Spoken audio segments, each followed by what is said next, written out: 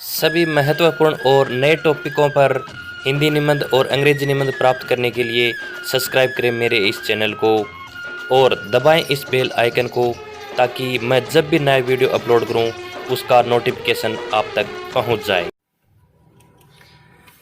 Hello बच्चों, आज एक और अच्छा निबंध लेकर आ गए हैं। अपना हिंदी निबंध है मेरा भारत महान, यानी आज हम भारत देश पर निबंध करने जा रहे हैं। इसके अंदर टोटल 500 शब्द रहेंगे। तो चलो वीडियो स्टार्ट करते हैं। अनेकताओं में एकता का देश है भारत, यानी अनेकताओं में एकता का देश है वो कौन सा देश है? भारत। देश का नाम भारत पढ़ने पर वैसे तो कई मान्यताएं हैं, लेकिन एक मुख्य मान्यता के अनुसार भारत देश का नाम राजा दुष्यंत के पुत्र भरत के नाम पर पड़ा था।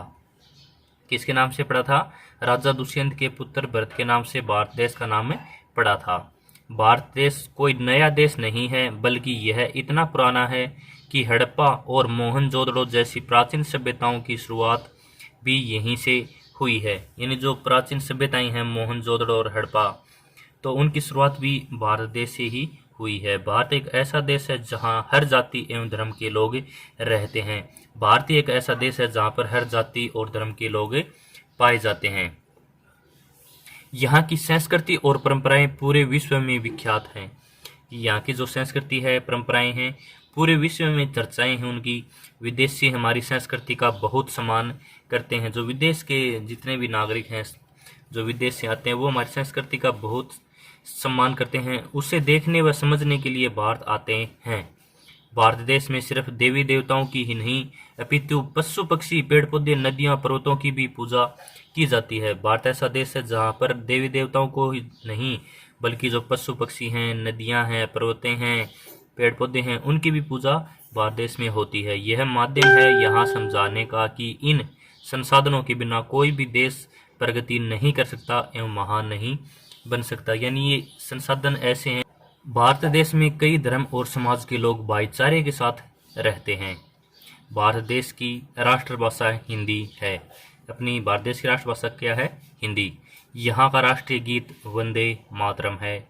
यहाँ का राष्ट्रीय पक्षी मोर और राष्ट्रीय पशु बाघ है।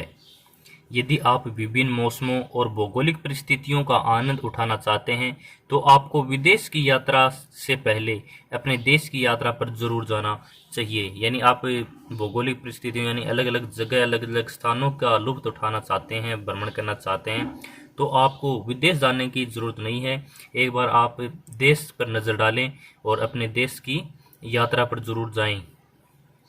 तो अब बातें करेंगे कि अपने देश में ऐसा क्या है। वे सब यहाँ उपस्थित हैं, चाहे वह पर्वतीय और बर्फीला स्थल हो, दक्षिण का सुंदरता मरुभूमि हो या घने जंगल हो, गंगा का मैदान हो या पठारी भाग हो, समुद्र हो या कल कल करती नदियाँ हो। क्या नहीं है यहाँ प्रकृति की कोई भी सौगात नहीं जो भारत देश में नहीं हो। यानी प्रकृति से प्राप्त ऐसी कोई भी सौगात नहीं है जो भारत देश के अंदर स्थित नहीं है। पूर्व समय में भारत को सोने की चिड़िया भी कहा जाता था, और वह इसलिए कि यह देश विभिन्न प्राकृतिक संसाधनों से भरपूर था।